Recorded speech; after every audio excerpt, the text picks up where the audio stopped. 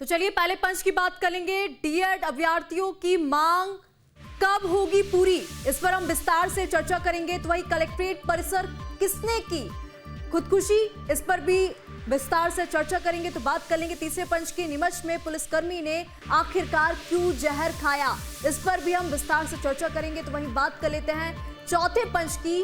कहां आपस में दो मालवाहक ट्रक भिड़ गए हैं, इस पर भी चर्चा करेंगे। तो वहीं बात कर लेते हैं पांचवें पंच की।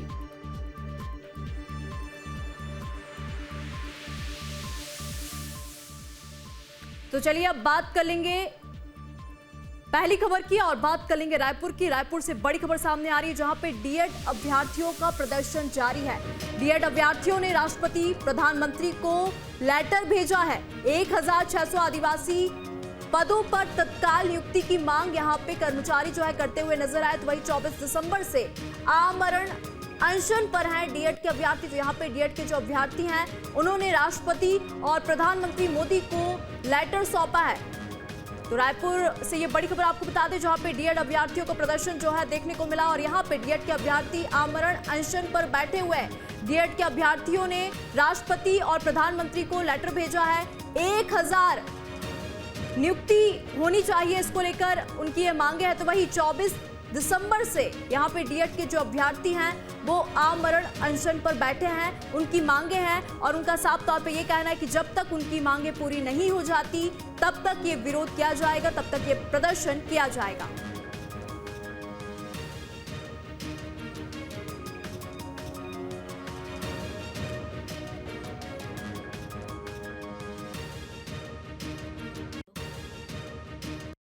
सर आप देख सकते हैं इतने सारे हम सभी खड़े हुए हैं जो कि डीएड अभ्यर्थी हैं।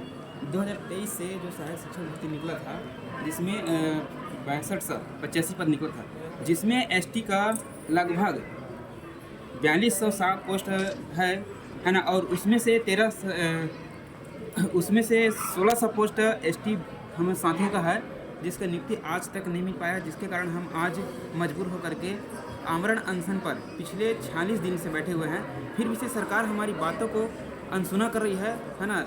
हमारे लिए कोई पॉजिटिव नहीं बता रहे हैं, कोई भी कार्य नहीं कर रहे हैं अच्छे से।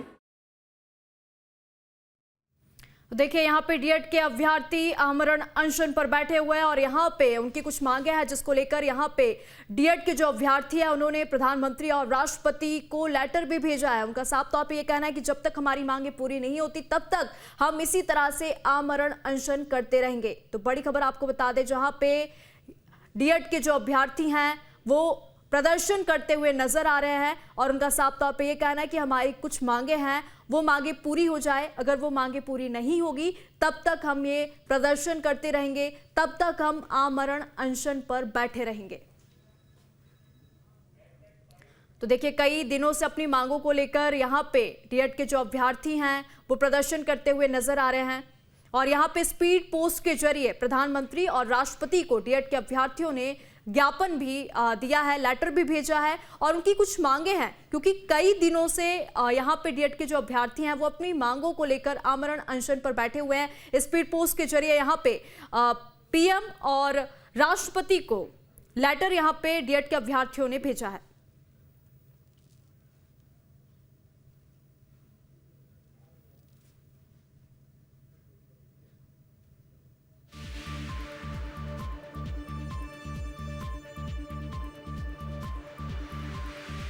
तमाम जानकारी के साथ मेरे सहयोगी अंकुश शर्मा जुड़ चुके हैं। अंकुश, यहाँ पे डीएड के अभ्यर्थी लगातार आमरण अनशन पर बैठे हुए हैं, उनकी क्या कुछ मांगे हैं, अब तक क्या कुछ कहना उनका?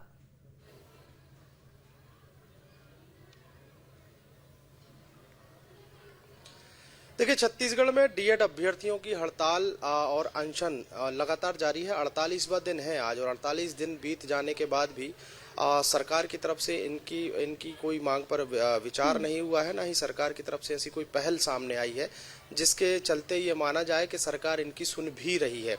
सबसे महत्वपूर्ण बात यह है कि हाई कोर्ट और सुप्रीम कोर्ट से भी ये लोग केस जीत चुके हैं, उसके बाद भी अब तक सरकार की तरफ से ऐसी कोई पहल देखने को नहीं मिल रही है जिससे इनकी नियुक्ति मिल सके।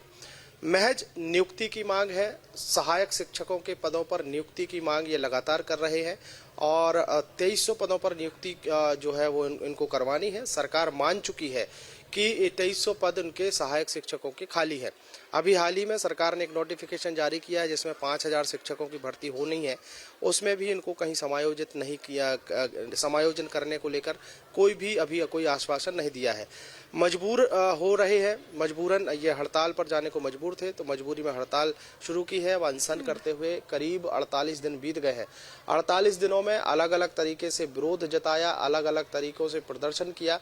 कोशिश ये थी कि उनके विरोध प्रदर्शन के माध्यम से सरकार का ध्यान आकर्षित हो और उनकी मांगें सुनी जाए, लेकिन 48 दिनों बाद जब बात नहीं बनी तो अब बात पहुंच रही है प्रधानमंत्री और राष्ट्रपति के पास।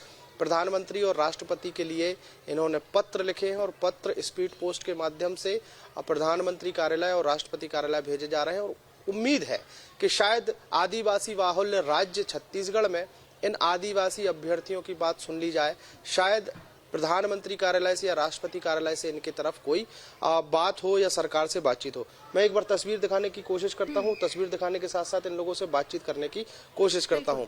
24/12/2025 मतलब 48 दिन पहले ये अनशन शुरू हुआ था और इस आमरण अनशन की ये तस्वीरें हैं। दूसरा, एक हाथों में इनके पत्र है और ये पत्र जो है वो राष्ट्रपति महोदय के नाम है, जो राष्ट्रपति भवन नई दिल्ली के नाम से यहाँ पर लिखा है। और भी यहाँ पर बहुत सारे पत्र हैं जो इन्होंने लिखे हैं और अब धीरे धीरे स्पीड पोस्ट से ये भेजे जा रहे हैं।